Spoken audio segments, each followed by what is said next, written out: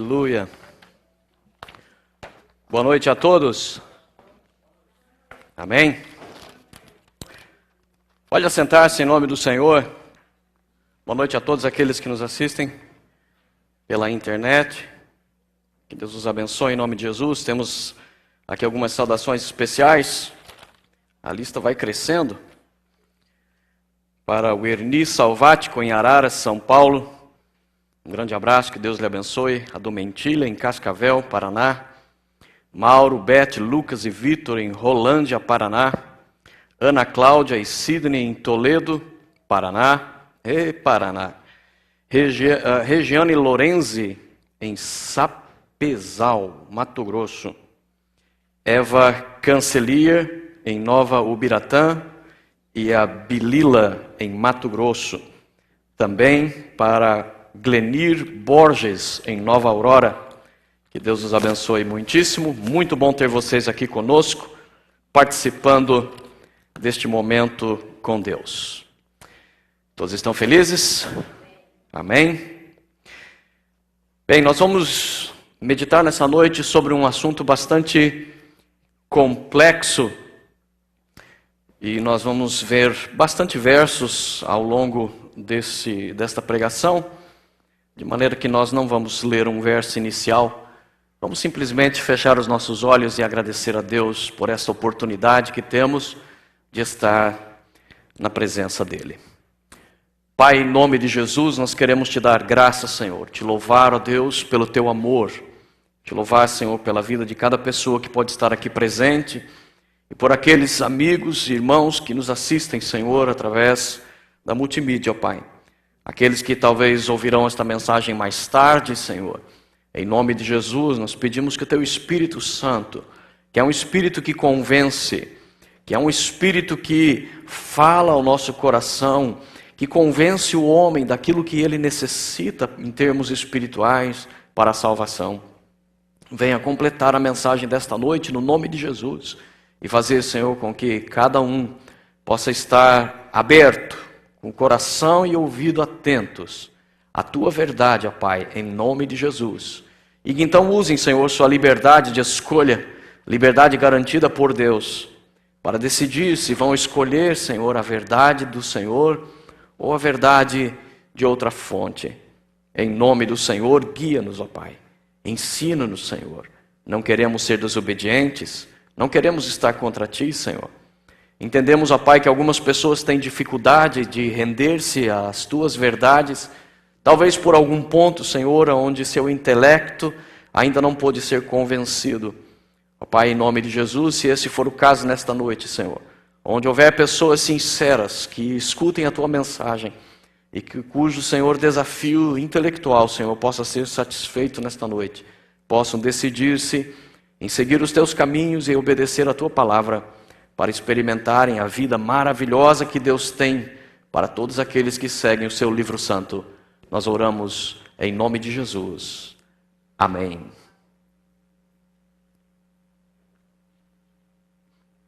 Vamos falar nessa noite sobre 3 em 1, a complexa natureza de Deus. Antes nós precisamos fazer alguns arremates necessários sobre a pregação anterior desta série. Estamos falando sobre os fundamentos do cristianismo, como identificar aquilo que é legitimamente de origem cristã. E quando falamos de origem cristã, estamos nos referindo à origem lá atrás, aquela que Jesus definiu, aquela que os apóstolos seguiram, aquela que a igreja inicial seguiu. Qualquer coisa diferente ao longo do tempo são acréscimos que não são, na verdade, o verdadeiro cristianismo.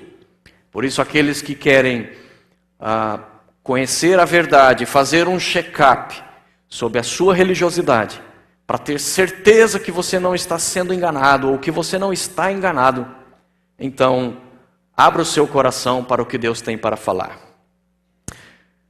É fundamental sobre esse assunto que nós vamos tratar, como na verdade de todos os assuntos daqui para frente, que nós tenhamos absoluta confiança na Bíblia. Por isso nós, na verdade, começamos como primeiro fundamento do cristianismo, a demonstração de que a Bíblia é digna de confiança e de que ela tem todos os indícios, todas as evidências de que ela é mais do que um simples livro humano, na verdade é um livro sobrenatural, um verdadeiro milagre. Com isto em mente, tendo esta certeza, nós então podemos confiar nela, mesmo para os assuntos mais complexos.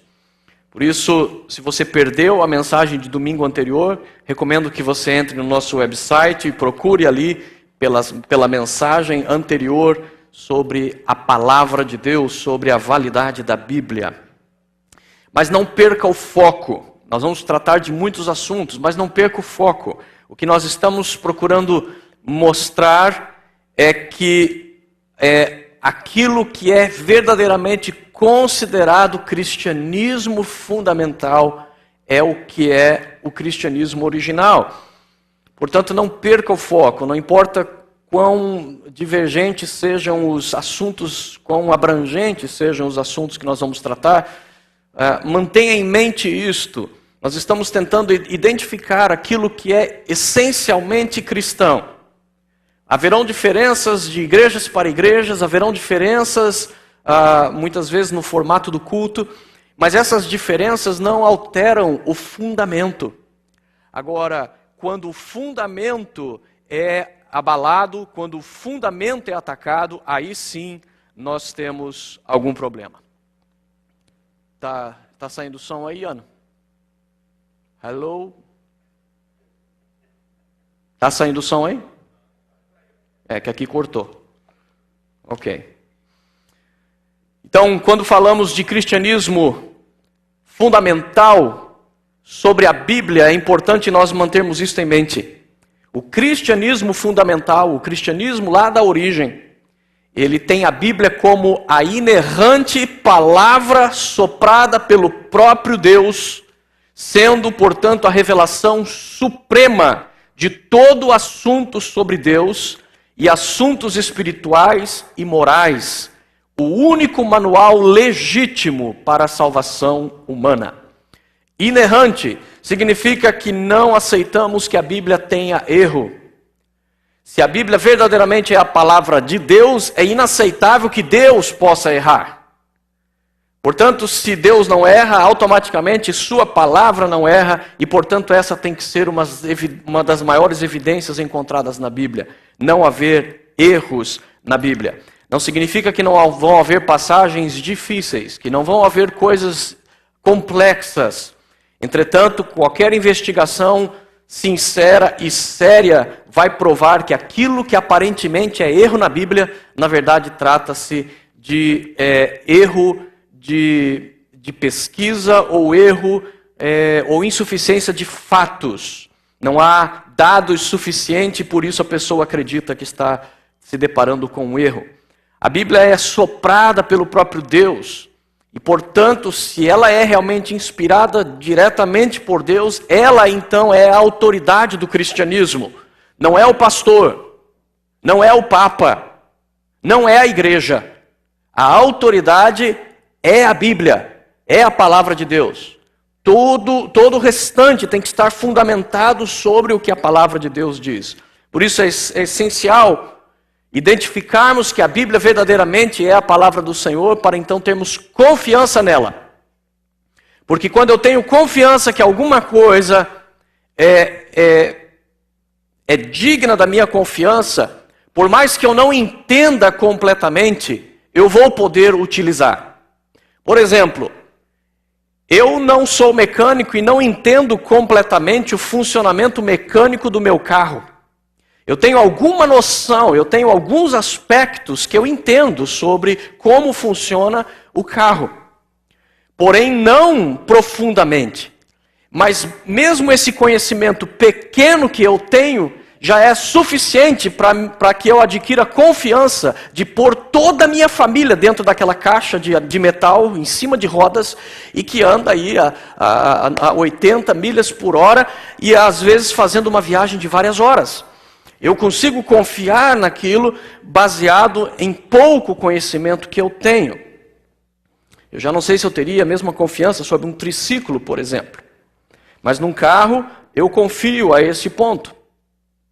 Portanto, qualquer tipo de cristianismo que adote um posicionamento diferente em relação à Bíblia não pode ser considerado cristianismo legítimo.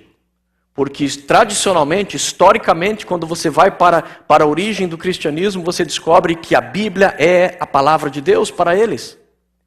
Se em algum momento esse ponto de vista mudou, isto é uma alteração do cristianismo, isso já não é mais o cristianismo original. De maneira que você pode estar enganado, sendo enganado, ou estar enganando, dependendo de quem você é. Uma vez que a Bíblia demonstra essas evidências de ser mais do que um produto humano, uma vez que a Bíblia prove que ela tem essas digitais de Deus, que só Deus pode ter esses atributos que nós encontramos na Bíblia, então qualquer conteúdo alheio à Bíblia, qualquer subtração ou qualquer adição à Bíblia deve ser então condenado. Não pode ser aceito. Agora entende, quando eu falo aqui em condenado, a minha intenção não é descer a lenha em nenhuma religião. A minha intenção, a nossa intenção aqui não é de tentar mudar a sua cabeça. Se você não quiser ser mudado, ninguém vai te mudar. Nem Deus vai te mudar se você não quiser ser mudado.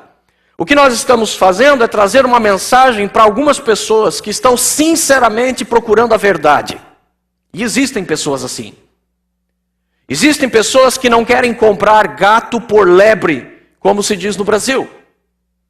Ele não quer se equivocar sobre uma questão tão importante como a questão da sua salvação. É para estas pessoas que eu estou falando. Portanto, eu não gostaria que ninguém ficasse ofendido com aquilo que eu vou mencionar aqui nesta noite.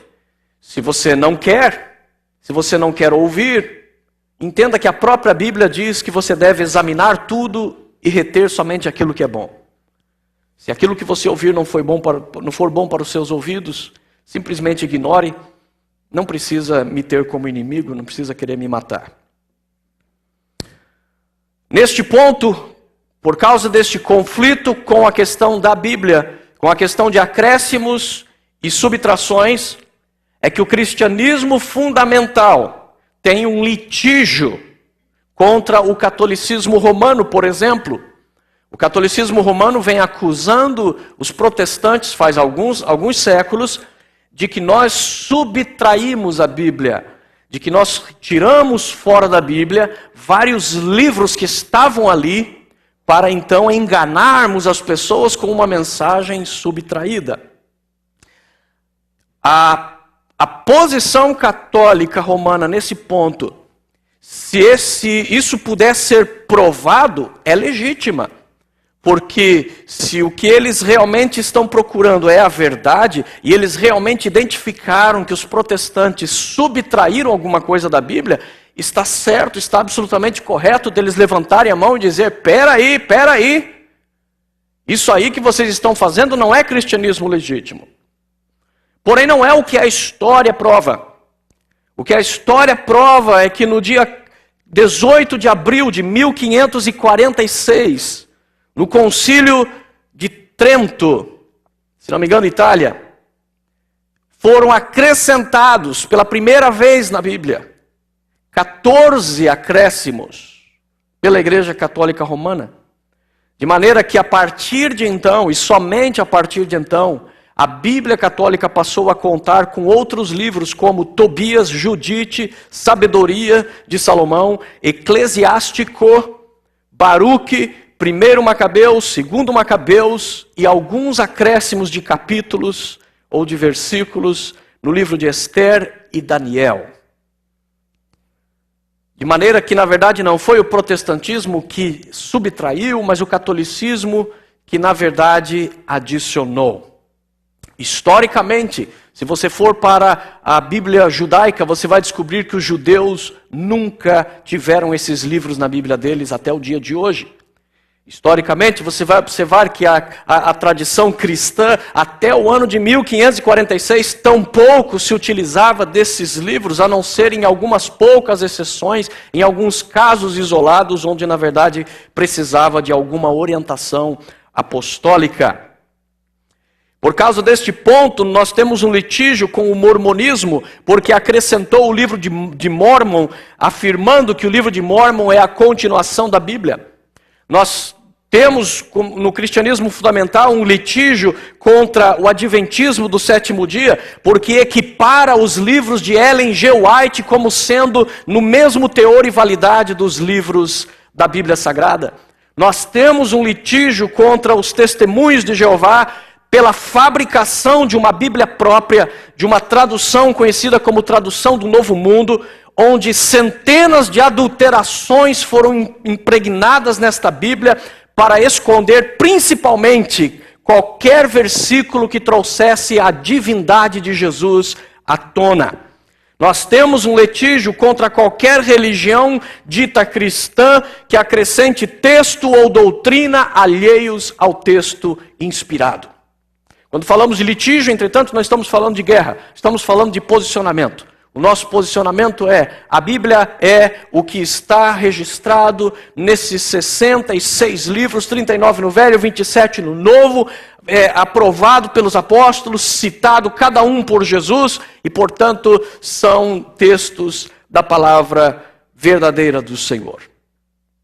Uma vez que a Bíblia tenha estas evidências de que é a palavra de Deus, então agora eu posso confiar na Bíblia para assuntos simples e também para assuntos complexos. Coisas que eu não for capaz de entender completamente, não significa que eu não posso compreender coerentemente. E a Trindade, o assunto que nós vamos tratar nessa noite, é um dos assuntos que, com certeza absoluta, não é um assunto que ninguém consiga entender a sua profundidade, a sua dimensão completamente. Afinal de contas, ela lida diretamente com a natureza de Deus. E eu creio que aqui é que mora o problema, porque como é que alguém realmente vai conseguir entender completamente Deus? Como é que o finito pode conhecer o infinito? Como é que a criatura pode conhecer completamente o Criador? Mas não significa que nós não possamos conhecer, no pouco que possamos conhecer corretamente, sem desvios, conhecer sem deturpações. Quando nós vamos para a Bíblia, falando sobre o Deus da Bíblia, nós descobrimos algumas coisas que diferenciam a Bíblia da maior parte das religiões ao redor do mundo. O Deus da Bíblia, de acordo com a Bíblia, ele existe. Ele é um só Deus, e é o Criador distinto da criação. Ele, portanto, criou todas as coisas, mas ele não faz parte destas coisas. É como você ver Leonardo da Vinci e Mona Lisa. Leonardo da Vinci criou Mona Lisa. É uma pintura dele, saiu da mente e do talento dele, da habilidade dele. Portanto, consequentemente, Leonardo da Vinci existia antes de Mona Lisa. Mona Lisa depende de Leonardo da Vinci para existir. De maneira que Mona Lisa tem que agradecer sua existência a Leonardo da Vinci. É pura e simplesmente desta maneira. Esta visão é a visão da Bíblia. Deus criou todas as coisas. Nós somos a Mona Lisa de Deus. Este mundo, este universo é a Mona Lisa de Deus. Deus é o nosso Leonardo da Vinci, que pintou com maestria, que criou com maestria tudo, absolutamente tudo que existe. Mas ele não se mistura com essa natureza. Nós não podemos confundir Deus com a própria natureza. O Deus da Bíblia, portanto, ele é esse Deus distinto. Se formos usar termos teológicos, significa que Deus é imanente e transcendente. Isso significa que ele pode ser percebido na criação, mas ele é transcendente à criação, ou seja, ele está acima da criação. Assim como não podemos confundir Mona Lisa com Leonardo da Vinci. O Deus da Bíblia não é politeísta.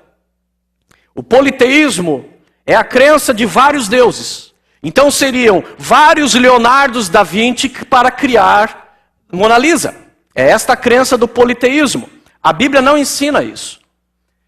Talvez Mona Lisa tenha sido criada por todos os Leonardos, ou tenha sido criada apenas por um Leonardo, ou tenha sido criada uma parte de cada parte de Mona Lisa por cada um dos Leonardos, de maneira que a essa altura Mona Lisa já fica perdida em saber a quem agradecer pela sua existência. O politeísmo não é o que é ensinado a respeito do Deus da Bíblia. O Deus da Bíblia não é panteísta. O panteísmo, ele mistura Deus com a criação. É quando o próprio Leonardo da Vinci é a Mona Lisa. Isso não soa muito, algo assim muito como machão, mas é o que muita gente acredita. Que Deus e a criação, na verdade, são a mesma coisa. De maneira que Mona Lisa existe porque ela mesma se criou.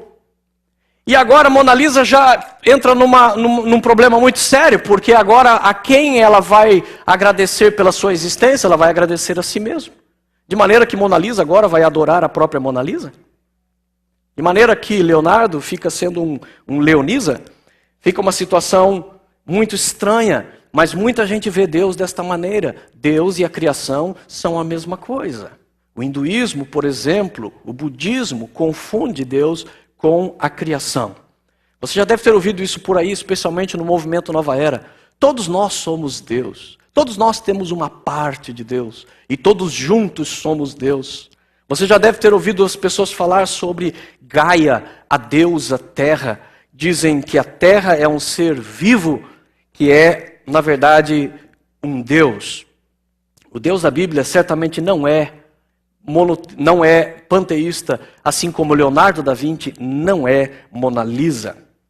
E finalmente existe o ateísmo. O Deus da Bíblia não é ateu, com certeza. Ele acredita que ele existe. Deus, na versão de muitas pessoas, não existe. Só existe Mona Lisa. Leonardo nunca existiu. Só a Mona Lisa. De maneira que, como explicar então a existência de Mona Lisa? A quem Mona Lisa vai agradecer? Ela vai agradecer ao acaso. Na verdade é uma coisa bem lógica e bem simples. Não existia absolutamente nada, de repente do nada, sem ser causado por nada, tudo veio a existir. E ao vir a existir, todos os átomos começaram a se unir de tal forma que um grande e maravilhoso ateliê foi construído com a prancheta perfeita, com a tela apropriada, com as tintas apropriadas para fazer a obra de Mona Lisa. E quando você olha o ateliê que foi criado por uma explosão, foi criado absolutamente do nada e sem nenhuma causa, você tem a nítida sensação de que houve uma inteligência, porque o ateliê está todo arrumado, o ateliê é bonito, o ateliê parece que realmente foi programado por Leonardo da Vinci, mas na mentalidade dessas pessoas, Leonardo da Vinci nunca existiu. Parece que foi criado por Leonardo da Vinci, porque a porta tem o tamanho e a largura exata para que um Leonardo da Vinci possa entrar. A porta abre e fecha para que alguém possa por fora e por dentro abrir. Tem janelas para que a luz possa entrar, para que Leonardo da Vinci possa ver aquilo que ele está pintando. Mas na mentalidade dessas pessoas não existe Deus. Não existe Leonardo da Vinci. As tintas, por outro acidente, simplesmente se misturaram e o produto final foi Mona Lisa. Este não é o Deus da Bíblia. O Deus da Bíblia é autossuficiente, é autoexistente. A famosa pergunta, quem foi que criou Deus? Tem a resposta em ninguém criou Deus. Deus simplesmente sempre existiu. Se ele fosse criado, não seria Deus. Quem o criasse seria Deus. Portanto, Deus não tem criação. Deus tem autoexistência. Ele tem existência eterna. Significa que nunca teve começo e jamais terá fim. Ele é o que Ele é. Na linguagem bíblica, Ele é o alfa e o ômega, o A e o Z, o princípio, o meio. Ele é o fim de todas as coisas. Ele é o gerador, a fonte de toda a existência, o criador de todas as coisas, o sustentador de tudo aquilo que existe, de maneira que tudo que existe, existe porque Deus existe. Tudo que subsiste, subsiste, porque Deus está subsistindo, fazendo com que aquilo subsista. De maneira que não cai um pardal sem que Deus permita, não nasce um bebê sem que Deus autorize, não cai uma folha da árvore sem a presciência e o conhecimento de Deus.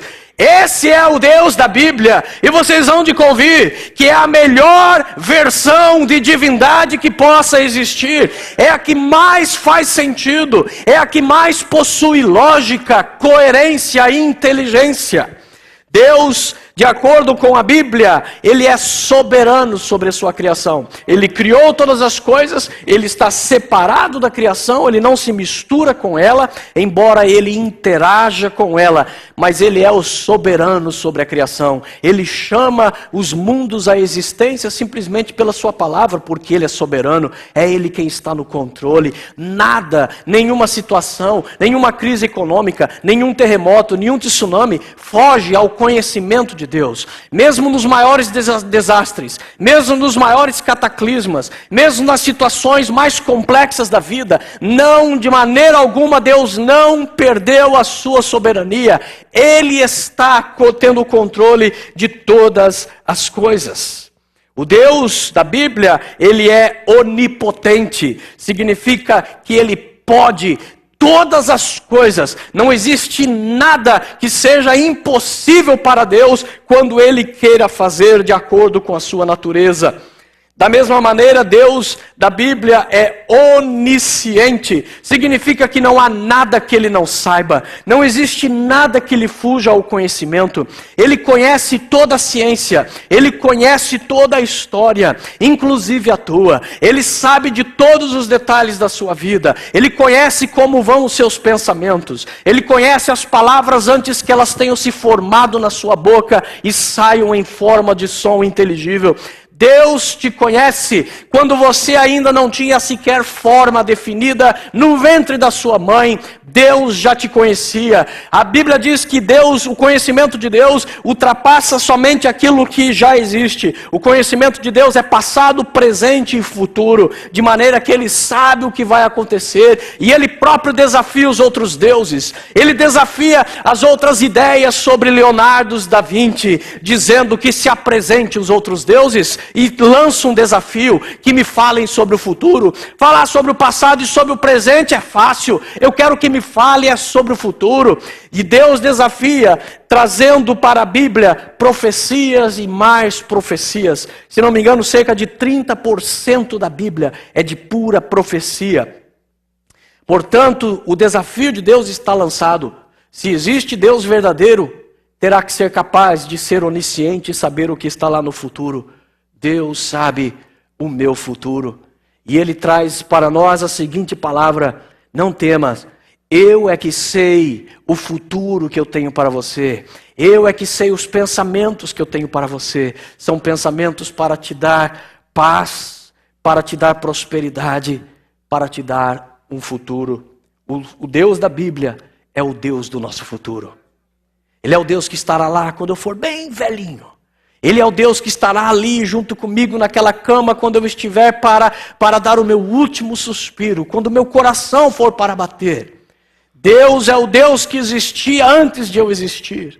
Deus é o Deus que causou a salvação do meu avô, do meu pai. É o Deus que causou a minha salvação. É o Deus que causa a salvação dos meus filhos. E a minha esperança é que Ele será o causador da salvação dos meus netos, bisnetos, tataranetos, se Jesus não voltar até lá. O Deus da Bíblia é onipresente. Não há lugar que os seus olhos não penetrem. Se fizer a minha cama no abismo, lá o Senhor estará. Se subir na mais alta montanha, encontrarei com o Senhor. Não há como fugir, não há segredo que ele não tenha conhecimento. Os seus olhos perscrutam toda a terra. Os seus olhos sabem exatamente o que você está fazendo. No mais escondido dos lugares, Deus está lá. Deus está vendo, Deus está mostrando o que está acontecendo. O Deus da Bíblia é perfeito. Ele não se assemelha nem um pouco com os deuses romanos ou gregos. Deuses incoerentes, deuses que brigavam entre si, deuses cheios de inveja, cheios de luxúria, cheios de pensamentos de sensualidade. Deuses que atropelavam um ao outro para conseguir os seus próprios projetos. O Deus da Bíblia é totalmente diferente, ele é perfeito. Por ser perfeito significa que não há nada, moralmente falando, que ele possa estar errado. Porém, para Deus ser perfeito, ele tem que ser amoroso.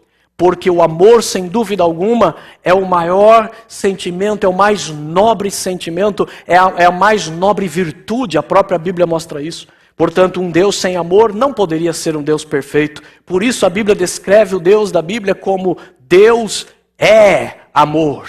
Ele não tem amor por mim ou por você. Ele é o próprio amor pela minha vida e pela sua vida.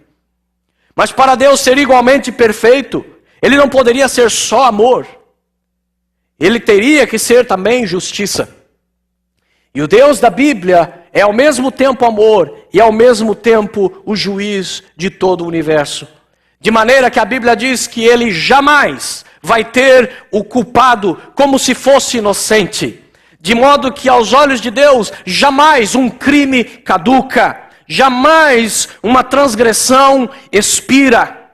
Aos olhos de Deus, de acordo com Pedro, todas as coisas estão patentes aos olhos dele.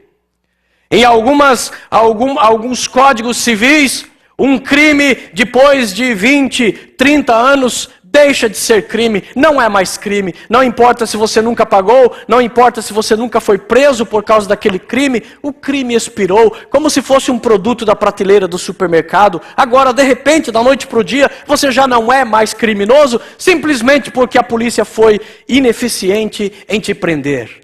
Aos olhos de Deus, jamais.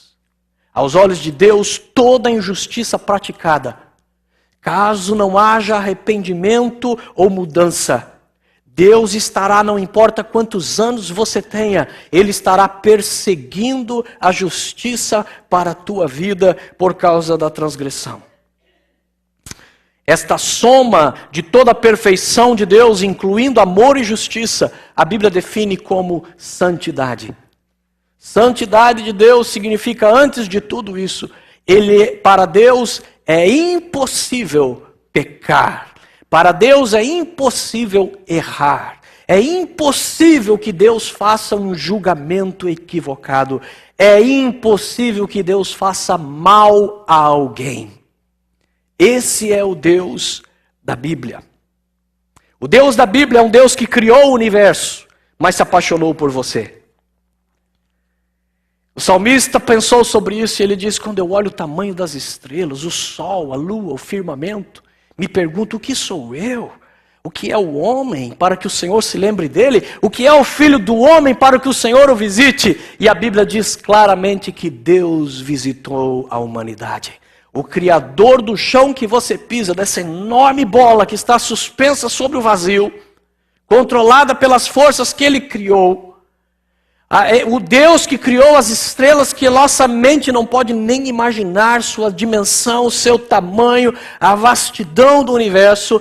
Ele conseguiu olhar para um ponto qualquer perdido entre os trilhões de estrelas, entre os bilhões de sistemas solares, e encontrar um pequeno planeta azul, que não está lá por acaso, mas pela sua própria providência e criação. E no meio daquele globo gigantesco, ele encontra criaturas que, comparadas com a Terra, são como micróbios. Mas que ele consegue olhar para cada uma dessas criaturas e amá-las profundamente. Esse é o Deus da Bíblia. O Deus da Bíblia decidiu, por causa do amor dele, perdoar a tua transgressão, perdoar a tua rebelião, mas por causa da justiça dele, ele também resolveu que ele vai condenar esta rebelião. E é aí que muitas pessoas pensam, como será possível então Deus me perdoar e me condenar ao mesmo tempo? E é aí que entra Jesus em cena, porque a única maneira de Deus poder cumprir o amor e cumprir a justiça era intervindo na história humana, enviando um mediador entre Deus e os homens, para punir neste mediador todo o nosso pecado, para então poder perdoar os nossos pecados. De maneira que o perdão que Deus tem para oferecer não é simplesmente esquecer a transgressão. Ele puniu as nossas transgressões, porém puniu na pessoa de Jesus Cristo. Por isso a palavra de Deus nos mostra como Deus resolveu este problema, como nós vamos resolver o amor, a paz, o relacionamento com Deus e ao mesmo tempo resolver o problema da justiça, de que Deus tem que responder por aquilo que está errado no universo. E o salmista já muito tempo antes, já profetizava apontando para a morte de Jesus e dizia que um dia a paz e a justiça se encontrariam e se beijariam. E foi exatamente na pessoa de Jesus que se cumpriu a punição divina e o perdão divino pôde ser liberado. Por isso João 3,16 diz, porque Deus amou o mundo de tal maneira que enviou, que deu o seu Filho unigênito, para que todo aquele que nele crê não pereça, mas tenha a vida eterna. O Deus da Bíblia é um Deus que me amou ao ponto de descer para resolver as minhas questões. Para entendermos profundamente o quanto Ele nos amou, e para poder entender este mediador, Jesus, que Ele enviou para resolver o nosso problema, é que nós precisamos entender a Trindade. Sem entender perfeitamente, ou pelo menos coerentemente a Trindade, nós jamais vamos poder entender profundamente o amor de Deus. Por isso, quando nós vamos para as Escrituras, no cristianismo original, no fundamento do cristianismo, nós vamos ver que o cristianismo sempre creu em um Deus trino, não um Deus como sendo um único Deus numa unidade simples. Para definir e explicar esse Deus da Bíblia, foi criado um termo para designar e procurar explicar. E o termo criado foi Trindade. Veio do latim trinitas e veio para elucidar, para explicar de maneira técnica aquilo que está passando na Bíblia sobre a natureza de Deus. De acordo com a palavra de Deus, de acordo com a Bíblia, que nós vimos que podemos confiar porque tem as marcas digitais de Deus, só há um Deus. Isto é claro nas Escrituras. Esta afirmação, ela aparece de Gênesis a Apocalipse. Só há um Deus. Porém, a natureza deste único Deus que a Bíblia menciona, ela é uma natureza plural. Ela é uma natureza complexa. Ela é uma unidade complexa, não uma unidade simples. Ela é uma unidade composta, não uma unidade singular. Nós vamos procurar elucidar isso um pouco mais adiante. Eu estou vendo aqui um monte de interrogaçõezinhas amarelas e vermelhas na cabeça de vocês. E posso ver aqui também, através da câmera, que lá na sua casa você também, a esse ponto, já acendeu a luz de interrogação. Como é possível uma coisa dessa? Para explicar a Trindade, a fórmula para explicar a Trindade é que Deus existe, um só Deus, porém em três pessoas distintas. Como funciona isso? Trata-se de três pessoas que são chamadas de Deus, porém que compartilham de uma única natureza divina. De maneira que os três juntos são Deus. É um ensino complexo, absolutamente complexo. É um ensino irracional, de forma alguma. Muitos críticos da fé cristã afirmam que a Trindade, a fé na Trindade, ela é contra a lógica. Porque na cabeça deles não faz sentido. Como que são três, mas os três na verdade são um? Se são três, então são três, não pode ser um. Como é possível algo assim? Na verdade, nós vamos ver que pela lógica, não existe impossibilidade nisto que a Bíblia fala. Está além da razão, mas não fere a razão. Está além daquilo que pode ser explicado por fórmulas científicas. Está além daquilo que pode ser explicado definitivamente pela teologia. Porém, não entra em choque com a razão, não entra em choque com a lógica. Por isso nós precisamos confiar na Bíblia. Nós vemos que o que a Bíblia fala sobre Deus é tão complexo que nós podemos entender apenas a sua estrutura, mas não a sua complexidade total. De maneira que nós temos que voltar para o começo da pregação e lembrar que uma vez que nós descobrimos que a Bíblia tem evidências de ser a palavra inspirada de Deus, então eu tenho que confiar nela. Se ela diz, por mais complexo que possa parecer, eu vou confiar no que ela diz, porque ela é digna de confiança. O escritor C.S. Lewis, que antes era ateu e finalmente se converteu e se transformou num dos maiores defensores contemporâneos do cristianismo, escreveu falando sobre a Trindade. Ele disse: é difícil, mas é difícil porque é verdade. O luxo de facilitar só seria possível se fosse falso. E pode ter certeza que se a Trindade não fosse encontrada na Bíblia, se a Trindade foi uma ideia maluca que algum bispo, que algum pastor teve, e que as pessoas passados 2000 anos perceberam que tiveram uma luta tremenda para conseguir explicar a Trindade coerentemente, isso já teria sido mudado há muito tempo. O problema é que quando você vai para a Bíblia, você encontra a Trindade na Bíblia. Você encontra ela nas páginas da Bíblia, de maneira que se eu vou ser fiel às Escrituras, eu tenho que afirmar a Trindade, por mais difícil que seja. Eu não posso procurar facilitar falsificando.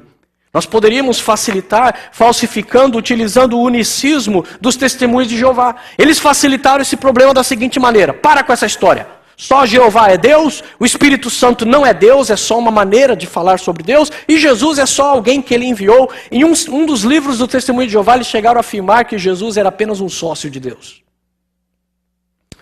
Você pode facilitar dessa maneira que se você quiser. Você pode procurar o unicismo. É bem mais fácil, pode ter certeza. O problema daí vai ser explicar por que então a morte de Jesus realmente tinha algum significado para a minha vida. Porque quando você vai analisar profundamente a salvação, a forma como Deus salvou o homem através de Jesus, só faz sentido essa salvação se o próprio Jesus for parte da divindade. Se fosse um anjo que viesse morrer para mim, não resolveria o meu problema. É um mistério, sem dúvida alguma. Por mistério, na Bíblia, significa que pode ultrapassar a capacidade de compreensão completa, mas não vai ultrapassar a capacidade da compreensão coerente. O apóstolo Paulo usou a palavra mistério várias vezes nas Escrituras, não só para a Trindade.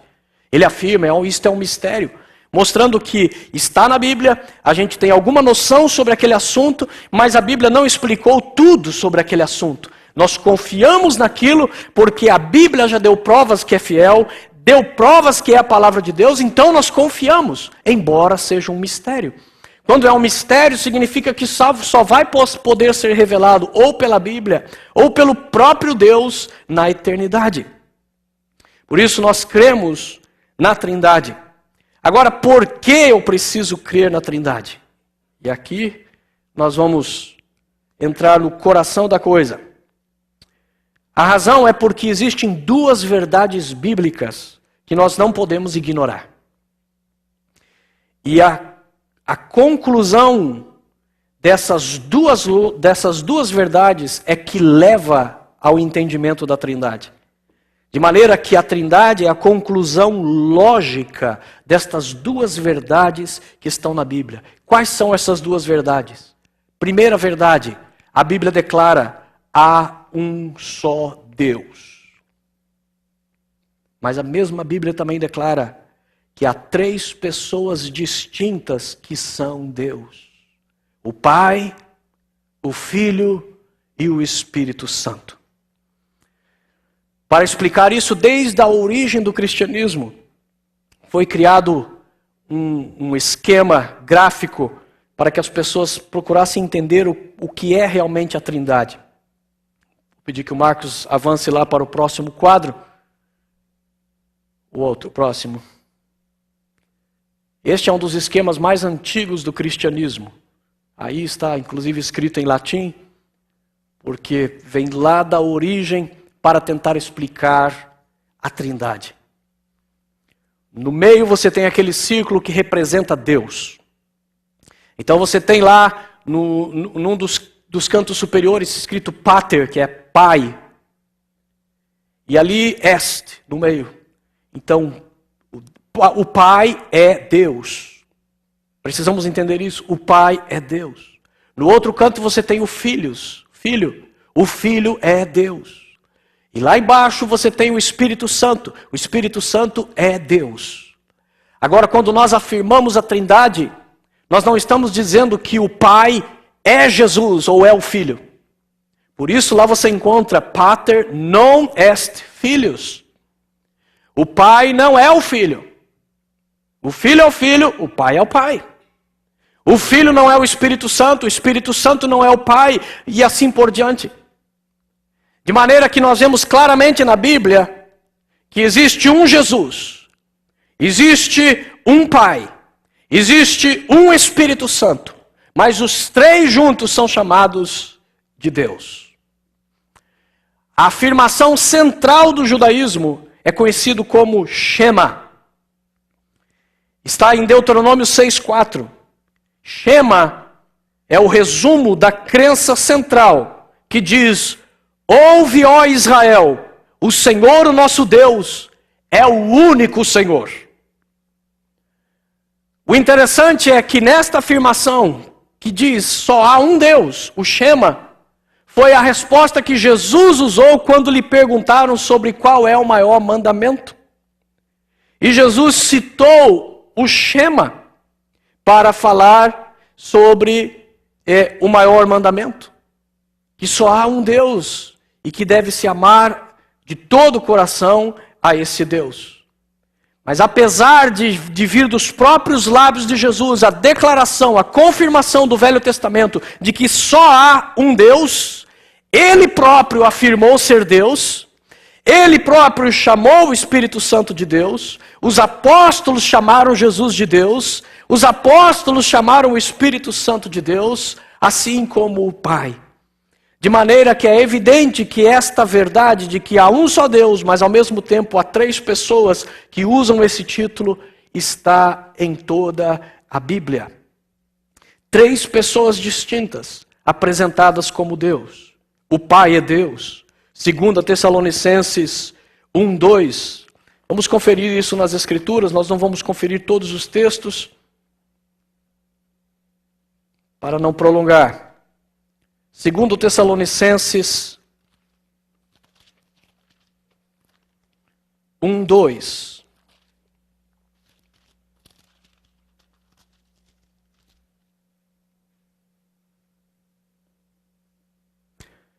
Paulo escreve: a igreja dos Tessalonicenses em Deus nosso Pai.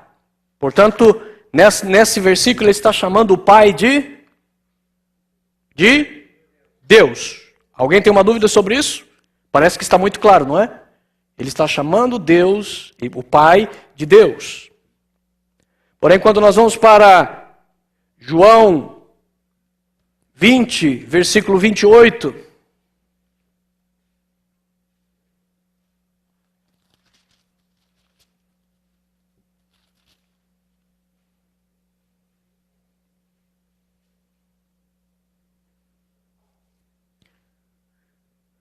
nós vemos Tomé falando: Senhor meu e Deus meu. Mas para quem ele está falando isto?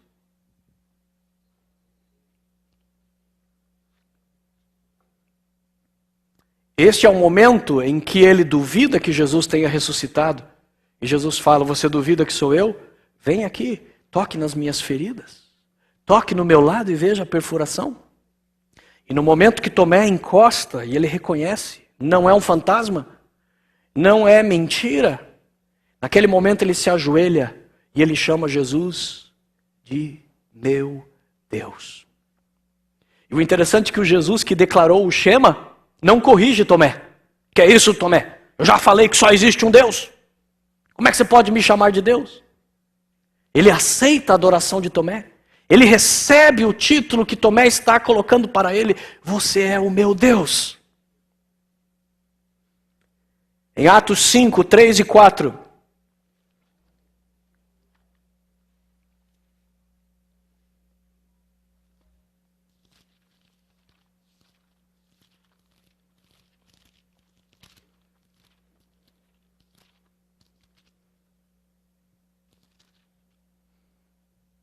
Atos 5, 3 e 4. Então perguntou Pedro: Ananias, como você permitiu que Satanás enchesse o seu coração ao ponto de você mentir ao Espírito Santo e guardar para si parte do dinheiro que recebeu pela propriedade? Ela não lhe pertencia e depois de vendido o dinheiro não estava em seu poder? O que levou você a pensar em fazer tal coisa? Você não mentiu aos homens, mas sim a Deus. Mas o que ele disse no verso anterior? Para quem ele tinha mentido? Para o Espírito Santo. E no verso abaixo ele diz: você não mentiu para o homem, você mentiu para Deus. Portanto, claramente ele está chamando o Espírito Santo de Deus. Vários outros versos das Escrituras aparecem mencionando o Pai como Deus, o Filho como Deus e o Espírito Santo como Deus. Em algumas passagens, em várias passagens da Bíblia, os três aparecem juntos, sendo mencionados juntos. No batismo de Jesus houve a manifestação das três pessoas da Trindade, porque o Filho estava se batizando. O Pai fez sua voz ser ouvida nos céus, chamando Jesus de seu Filho, em quem tem o seu prazer. E o Espírito Santo apareceu sobre ele na forma de uma pomba, diz a Bíblia. Portanto, num só lugar, num só momento, a Trindade se manifestou de uma só vez. Nós vamos encontrar mais de 60 passagens nas Escrituras que mencionam os três juntos. Inclusive no Velho Testamento. No Velho Testamento já havia os indícios. O Velho Testamento não é tão claro sobre a Trindade como o Novo. No Novo é explícito, no Velho é implícito. Mas você já encontra no Velho Testamento os indícios de que o Deus de Israel, de que o Deus que depois seria o Deus dos cristãos, possui uma unidade plural e não singular. E você percebe isso no livro de Gênesis, quando Deus diz: façamos o homem à nossa imagem e semelhança. Deus não disse: vou fazer o homem à minha imagem e semelhança, mas ele usa o plural. Com quem ele estava conversando? E se ele estava conversando com os anjos, como alguns dizem, então agora ele está se equiparando aos anjos ao dizer: vamos fazer o homem à nossa imagem e semelhança? O salmista Davi, ele menciona um dos salmos e ele diz o seguinte: que ele ouviu nas suas meditações o Senhor. Quando ele usa Senhor, ele está usando Jeová, o Deus de Israel. E ele diz assim: e ouvi o meu Senhor falar com o meu Senhor. Ué? Davi está doido? Davi bebeu antes de escrever esse salmo? Observe que ele está chamando duas pessoas de senhores. E ele está dizendo: ouvi o meu Senhor falar com o meu Senhor. E você vai encontrar várias outras passagens. No livro de Gênesis você encontra o Pai fazendo a criação. Mas a Bíblia diz que o Espírito Santo também estava presente, pairando sobre a face do abismo. E você vai encontrar vários textos assim. Para podermos entender um pouco, o cristianismo veio usando exemplos, símbolos, gráficos para poder tentar penetrar um pouco mais esse conceito da Trindade na nossa cabeça. Vamos ver 3 exemplos. O triângulo. O triângulo ele tem esse nome por quê? Porque são 3 ângulos. 3 ângulos. Você encontra 3 retas que, ao se encontrarem, formam 3 ângulos. De maneira que você tem que ter as 3 partes para formar o triângulo. Entretanto, você, ao ter as 3 partes, você tem uma unidade complexa. Se você tirar uma dessas partes, já não é mais triângulo. Entretanto, ao estarem juntas aquelas retas, você não chama de 3 retas, você chama aquilo agora de uma forma única. Isto aqui é um triângulo. Deus, de forma semelhante a isto, Ele é composto por 3 pessoas distintas que acabam formando a complexidade da divindade. Um exemplo que você tem na sua cozinha. O ovo. Qual é essa parte de fora? Como é que a gente chama? A casca do ovo. Dentro do ovo tem o quê? Tem a gema amarela e a clara, branca ou transparente. A gema é a clara? Essa altura já tem tanta gente confundida que eles não sabem mais nem o ovo, quanto mais sobre a Trindade. A gema é a clara? Não! A clara é a casca? Não! Mas cada uma das partes, embora sejam distintas, são o ovo. Se você perguntar para a gema, a não ser que ela esteja com um complexo de identidade, e aí precisa ser internado, geralmente quando uma pessoa tem problema de identidade, tem que ser internado. Se você perguntar para a gema, muito prazer, quem é você? E ela não responder e disser que ela é a gema, você sabe que ela tem algum problema. Mas se você perguntar para a gema, mas quanto à sua natureza, o que você é? Ela fala, eu sou ovo. A casca é o ovo. A gema é o ovo. A clara é o ovo. Mas cada um é distinto. Deus possui essa distinção. 3 pessoas distintas. E quando falamos pessoas, não estamos falando de força, energia ou coisa. Estamos falando de pessoa que tem intelecto, sentimento, pensamento, vontade. O Pai nós conseguimos entender assim. Geralmente a gente vê ele como um velhinho com barba. Jesus fica mais fácil de entender porque a gente sempre viu ele aí nos filmes por aí. Mas o Espírito Santo é o mais difícil, porque a gente sempre imagina ele como se fosse uma neblina, uma coisa meio... uma nuvem, uma força, uma energia, um raio. Mas a Bíblia não fala do Espírito Santo desse jeito. A Bíblia fala que o Espírito Santo tem ciúme, que o Espírito Santo ama, que o Espírito Santo pode se irar, pode se tornar o seu inimigo, pode se levantar e combater contra você. Isso são sentimentos de uma pessoa. Certamente não uma pessoa humana. Sentimentos divinos, de uma pessoa divina. Mas claramente são 3. E os 3 se amavam e existiam por toda a eternidade. E temos um que você quase certamente já teve na sua casa.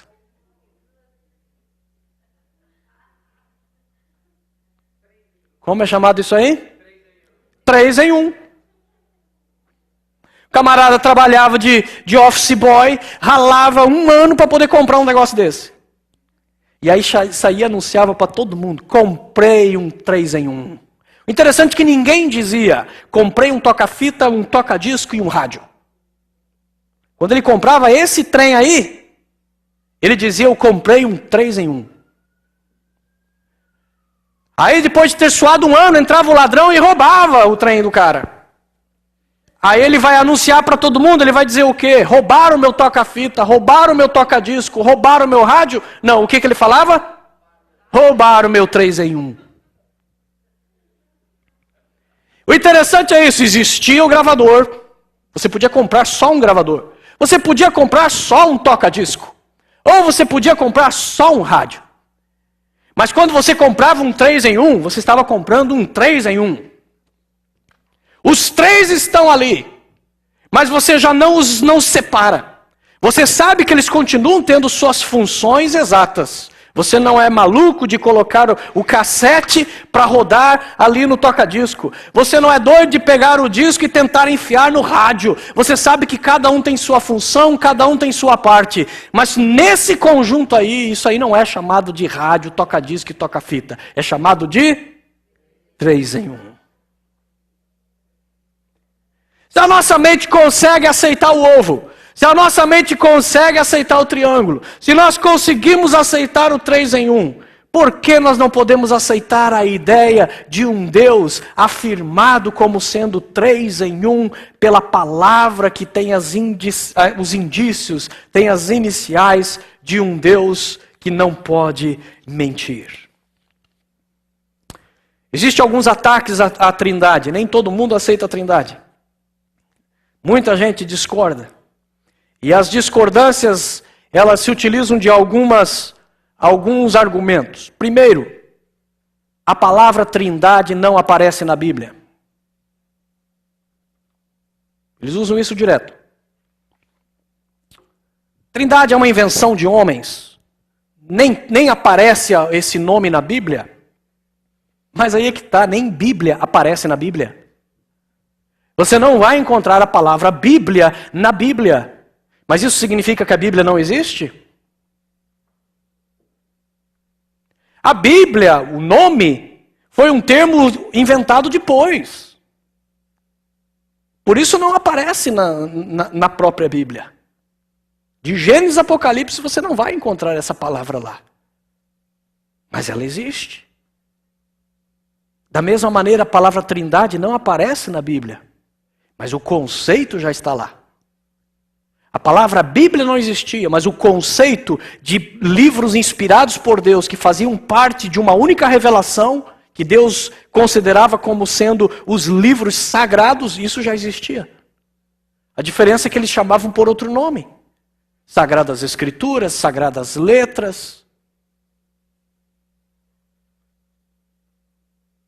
Quando veio o termo, eles utilizaram Bíblia, não tem problema, vamos usar o termo Bíblia. Quando surgiu o termo Trindade, eles disseram, é isso aí. Esta palavra explica, esta palavra, ela serve para aquilo que a Bíblia descreve. Portanto, não há problema nenhum e não serve como argumento o fato de que Trindade não aparece na Bíblia. Segundo argumento, a Trindade foi inventada por um teólogo chamado Tertuliano. Ele diz, a Trindade é a invenção de Tertuliano, lá por volta do 2º século depois de Cristo. Tertuliano é o primeiro a usar a palavra trinitas, trindade. Portanto, foi ele que inventou, os apóstolos mesmo nunca usaram. Só dá para aceitar que Tertuliano inventou a trindade se nós formos capazes de acreditar que Newton inventou ou criou a gravidade. Ou que Sócrates inventou a lógica. Você consegue crer nisso? Você consegue acreditar que antes da maçã cair na cabeça de Newton, não existia gravidade antes no universo? E que só a partir do momento em que ele criou a lei da gravidade e colocou no papel, a gravidade começou a existir? Todos nós entendemos e sabemos que o que Newton fez foi simplesmente entender e explicar algo que já estava em funcionamento. A lei da gravidade já funcionava desde a origem do universo, e já estava lá na Terra, no Sol, em todos os corpos. As coisas antes não flutuavam, quando ela caía da mesa, ela caía no chão, por causa da lei da gravidade. Newton simplesmente entendeu isso, chamou pela primeira vez de lei, deu o nome gravidade, e a partir de então, as pessoas puderam entender melhor um conceito já existente. Sócrates não inventou a lógica sempre existiu, a lógica está na nossa mente. A gente sabe quando uma coisa não é racional, a gente sabe quando existe uma contradição diante de nós. Nós sabemos disto. Ontem eu perguntei para a Cheryl, ela foi lá em casa e ela pediu um copo d'água, e eu perguntei para ela, que água você quer, molhada ou seca? E ela, molhada? A mente dela foi capaz de raciocinar rapidamente que Eu nunca ouvi falar da água seca, por isso eu vou pela água molhada. A lei da lógica, a lei da razão está na mente humana porque nós somos frutos de um Deus racional. Portanto, Sócrates não inventou a lógica, ele apenas a elucidou. Newton não inventou a gravidade, ele apenas colocou ela no papel. Tertuliano não inventou a Trindade, ele apenas conseguiu explicá-la. Outros dizem que a Trindade é matematicamente impossível. Eles usam esta forma, eles dizem, não, o que os crentes estão falando é loucura. É só olhar para a matemática e você vê que não faz sentido. Porque afinal 1 mais 1 mais 1 não é igual a 3. Mas os crentes estão dizendo que 1 mais 1 mais 1 é igual a 1. É matematicamente impossível. Se Jesus é Deus, se o Pai é Deus, se o Espírito Santo é Deus, como é que a gente não vai dizer que existem 3 deuses? Mas na verdade a Bíblia, ela não usa esta fórmula. Por trás da Trindade está esta fórmula. 1 elevado à terceira potência. O que significa isso? Significa 1 vezes 1 vezes 1 vezes 1 e o resultado é 1. Matematicamente impossível? Não. Está lá. O 1 é um número único. Cada número 1 que aparece ali existe, está lá, não é falso. Porém, por multiplicar o seu potencial pelo outro, eles acabam resultando num mesmo número. Assim é a Trindade. Os 3 que têm o poder da divindade, os atributos de Deus, quando estão juntos, de maneira alguma podem ser chamados de 3 deuses. Por isso o Shema continua valendo. Ouve, ó Israel, há um só Deus. Para concluirmos, por que a Trindade é tão importante para nós? Porque a Trindade revela a profundidade do amor de Deus pelas nossas vidas. Porque quando nós entendemos a Trindade, a conclusão lógica é que Jesus não é só um homem. Jesus é o próprio Deus que desceu do seu trono de glória, tomou forma humana, se tornando homem. Ele não é um homem, ele não está fingindo ser homem, mas ele de fato se tornou homem. Porém, ele veio e habitou conosco, o Criador dos céus e da terra, o Criador do sol e do universo, andou e pisou as terras da Galileia. O Criador sentou para tomar café com Pedro. O Criador impôs as mãos sobre a sogra de Pedro e disse: filha, fique curada. O Criador pegou as crianças no colo e disse: olhem para estas crianças, se vocês não forem iguais a elas, vocês não entrarão no reino dos céus. E o principal de tudo, Deus assumiu o meu lugar, a minha morte, a minha culpa, porque quando Jesus carregou aquela cruz, Deus estava carregando aquela cruz. Quando Jesus foi crucificado naquela cruz, Deus estava morrendo no meu lugar. Não foi um anjo, não foi um profeta qualquer, não foi qualquer um que ele encontrou lá no céu e disse: você vai ser voluntário aqui agora para ir e morrer pela humanidade. Não, uma das pessoas da Trindade disse: eu vou, deixe que eu mesmo vou. E Deus desceu até nós. Por isso a profecia sobre o Messias em Isaías dizia que o nome dele seria Emanuel. E aí muita gente fala: epa, mas então aí já entrou em conflito, porque o nome dele é Jesus. Como é que ele vai se chamar Emanuel? Mas o interessante é isto: Emanuel é uma palavra hebraica. Portanto, esta frase de Isaías, quando um judeu escutava, ele não escutava como um nome próprio. Emanuel significa Deus conosco, ou Deus entre nós. Por isso, quando eles escutam esta frase no livro de Isaías, eles leem: e o Messias será conhecido como Deus entre nós. Ele está falando da realidade, da natureza de Deus na pessoa de Jesus Cristo que estaria sobre nós. Se Jesus não é Deus, e se Jesus não for 100% homem, ele não poderia ser mediador entre Deus e os homens, conforme 1 Timóteo 2,5.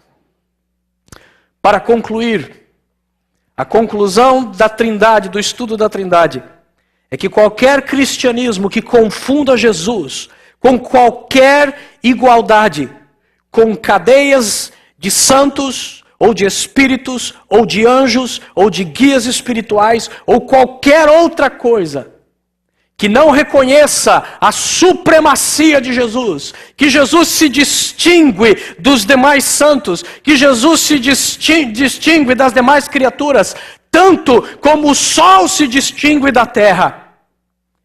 Se nós não conseguimos entender isto, este cristianismo não é cristianismo legítimo, não é fundamento do cristianismo. Se nós não conseguimos entender que Jesus é suficiente para que eu possa ser salvo, esse meu cristianismo não é legítimo. O cristianismo fundamental afirma: Deus é único, porém, a sua natureza e essência se manifestam em 3 pessoas distintas, e uma dessas pessoas desceu e morreu por mim, se chamou Jesus de Nazaré, passou a ser conhecido como Jesus, o Cristo, o enviado, o ungido, o Messias de Deus. Porém agora, este Messias, ele é o meu Senhor, ele é o meu Salvador, ele é o meu Deus, e ele é mais do que suficiente para a minha salvação. Eu não preciso da ajuda de nenhum santo, eu não preciso da ajuda de nenhum anjo, eu não preciso da ajuda de nenhum orixá, de nenhum caboclo, eu não preciso da ajuda da santeria, eu não preciso da ajuda de qualquer outra identidade nesta terra ou nesse universo, porque Jesus é Deus, ele é autossuficiente e todo-poderoso para me salvar. Qualquer cristianismo que saia deste ponto sobre Jesus não é cristianismo baseado nos seus fundamentos, é cristianismo adulterado. Feche os seus olhos em nome de Jesus. Pai, em nome de Jesus Cristo, a segunda pessoa da Trindade, Deus que se tornou em carne e habitou entre os homens. Eu quero orar, Senhor, esta oração com aqueles que estão presentes e aqueles que estão, Senhor, nos assistindo. E pedir a Deus que o Teu Espírito, que é Deus,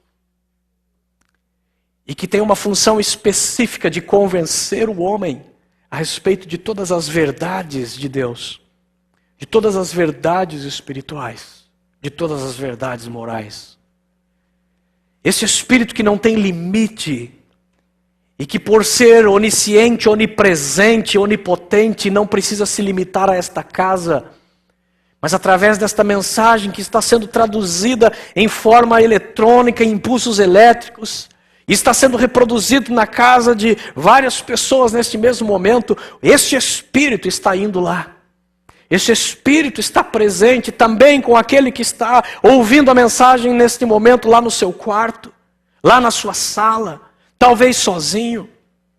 Senhor, a minha oração no nome desse Jesus Todo-Poderoso, através da ação desse Espírito Todo-Poderoso, é que o Senhor possa convencer-nos da supremacia de Cristo, de que Tu és o único nome que nos foi dado nesta terra, pelo qual nós possamos ser salvos. Senhor, em nome de Jesus nós oramos, para que o entendimento da Trindade e das consequências deste entendimento possam trazer para nós um maior entendimento do amor, da profundidade com que Deus nos amou. Eu oro em nome de Jesus, para que aquele que por acaso esteja envolvido em algum tipo de cristianismo, que não tem Jesus como o supremo Senhor e o supremo Salvador, o único Salvador, que, Senhor, Tu possas convencer esta pessoa a tomar uma decisão e a não assumir cristianismo corrompido ao longo do tempo, mas voltar aos fundamentos da fé. Em nome de Jesus. E que, Senhor, com isto venha a salvação, a alegria e a transformação na vida de cada um dos meus irmãos e amigos. É a nossa oração em nome de Jesus.